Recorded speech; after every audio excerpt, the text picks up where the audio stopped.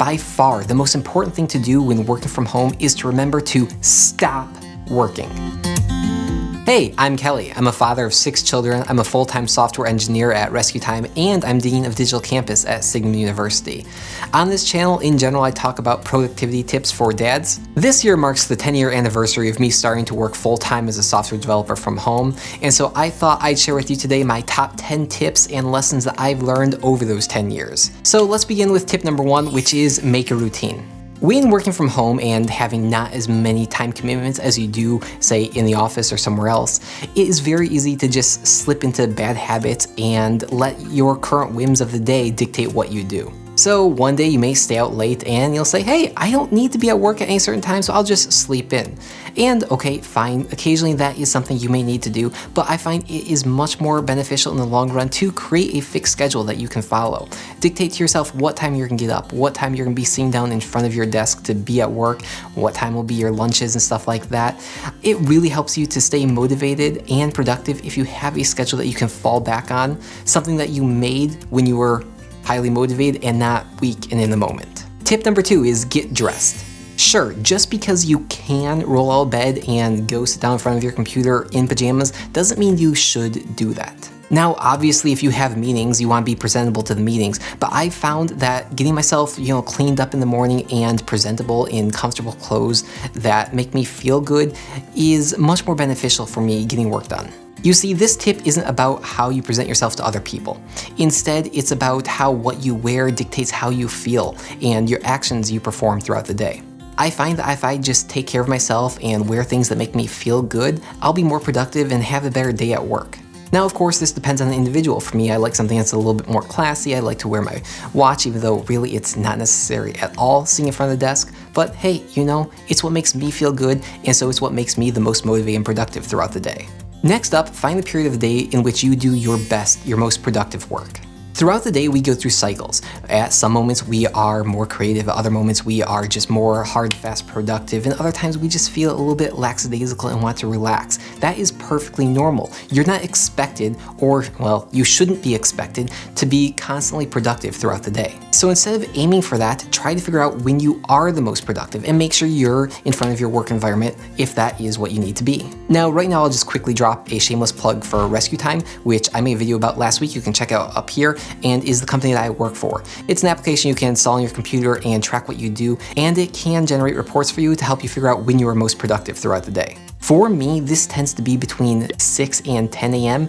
or 8 to 10 p.m. Those are time periods when I am both the most productive as well as the most creative. As such, when planning my day, I make sure that I can make the best use of those times. Now, sometimes that's for my professional work at Rescue Time, other times it's for my volunteer work at Signum, depending on the day and the current need. Other times it's for personal projects. Last year when I was working on my master's thesis, I reserved the time period between 6 and 10 so I could dedicate towards the master's thesis because I needed as much creative energy as I could, and I could sustain my work at Rescue Time during other hours. So you don't need to dedicate this time towards work, just figure out what the priority is that you should be focusing on and make sure you dedicate that time usefully. Tip number 4 is have a dedicated work area and make it your own.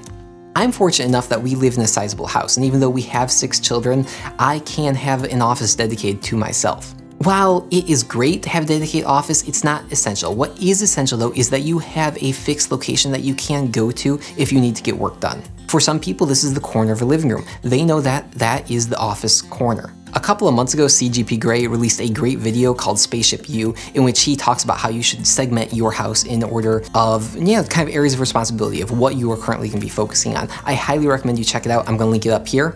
But instead of just having this dedicated area, be sure to make it your own. For me, that meant I could choose this wonderful orange color, which is just really energetic and helps me wake up in the morning and just kind of gets those creative juices flowing. It helps me feel alive when I come into it at 5 in the morning. Also, fill it with things that inspire you. I have a whole bunch of Funko Pops of characters from Star Wars or various anime that just really inspire me. I also have, Grogu over there wearing my hat. I plan to do a major remodel and redecoration of my office in the coming months, so be sure to stay tuned to my channel and check it out if that sounds interesting to you. Tip number 5 is change it up. Have different spots that you can work from. Yes, I already said you should have a dedicated office space, and obviously I still hold by that. However, you should have separate locations that you can go to so you can focus on different areas of your work. For me, this office is kind of my main home base, but I have a number of other locations I can go to just kind of to get my mind reeling in other directions. If I'm doing something that's really creative and doesn't require me being physically in the office, such as writing, I'll go to the local coffee shop. I find that if I save that for my creative endeavors or reading and research and stuff like that, it allows me to kind of separate those areas of concerns. This changing of location to help contextualize different areas of work is something that was crucial to me completing my master's thesis last year. I made an entire video about other tips, so be sure to check it out up here. Tip number 6, plan out your schedule the night before. I found that in order for me to get anything done, it is crucial that I sit down at the end of the workday and think out, okay, what are my next steps? What has to be done tomorrow? Or what should I place my attention on? By creating a list of 5 to 7 items or something like that, as well as having an idea of when my meetings are for the next day, I'll be able to wake up the next morning knowing what I have to work in. I won't hit that wall of indecision the next morning wondering, okay, where should I place my energy? I'll have already made that decision so I can hit the ground running. Tip number 7, pay attention to ergonomics. This is something that I wish I did much earlier on. It wasn't until after working from home for a couple of years that I really began to pay attention to ergonomics, and it's something I really wish I paid attention to even earlier. Now, I know a whole bunch of people who are in various really active physical professions, and I feel terrible saying this, but sitting in front of a computer all day really destroys your body. The thing is, if you do any motion repetitively, it's going to come back to bite you. So take care of that as soon as you can. Now, obviously, one of the first things you should pay attention to is an office chair. Find something that feels really good for you that will support you properly. I started off with like a $15 yard sale find, and it destroyed my back and shoulders. Eventually, I upgraded and got a nicer chair, but after having this chair for 7, 8 years now or something like that, I'm finding that for whatever reason, it is no longer helping me in the ways it once did.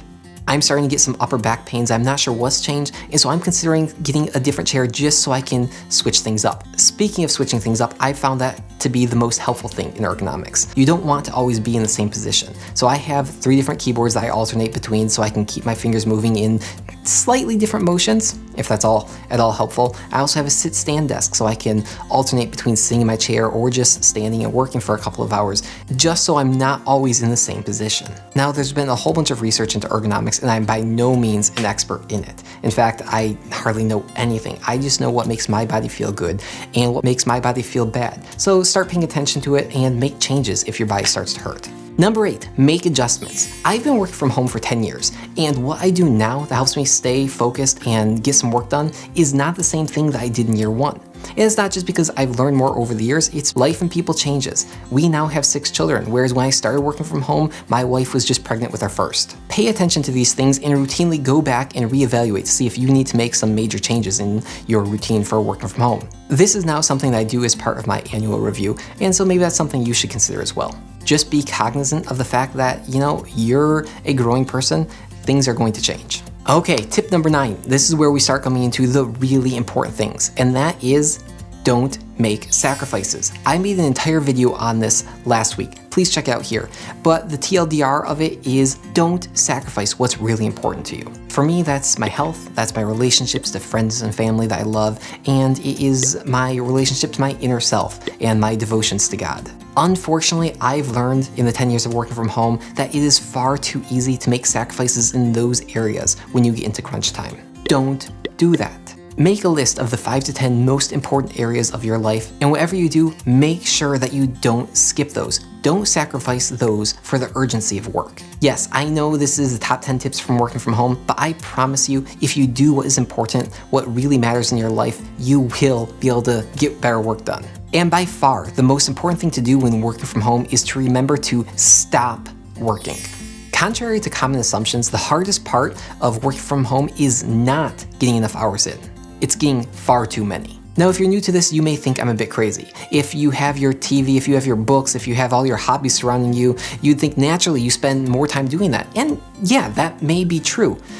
Unfortunately, if you work from home, that means you're always in an environment where you can work. And I found that for me and for most people that I talk to who work from home, this is where the real danger lies. They'll end up doing way more work than they can and should just because they are always accessible and can always go into their dedicated office experience. Yes, nowadays most of us have a cell phone in our pocket where we can be reached via work email or text message or whatever. If you work from home, getting to the office is just a step into the other room. And I found that oftentimes I'll do that and sit down and work when I shouldn't be. I should be spending time with my family or with those things that bring me real joy in life. I hope this video was really helpful to you. If you are new to working from home or thinking about working from home in perpetuity from now on because of the changes made last year, please let me know what you would like to hear me talk about. I'd love to share more of my lessons that I've learned working from home these past 10 years and just, help you guys out. Till next time, bye. Hey, I'm Kelly. Okay, nope. And finally, by far the most important thing to do when remember why don't I spend time doing that? No, let me redo that.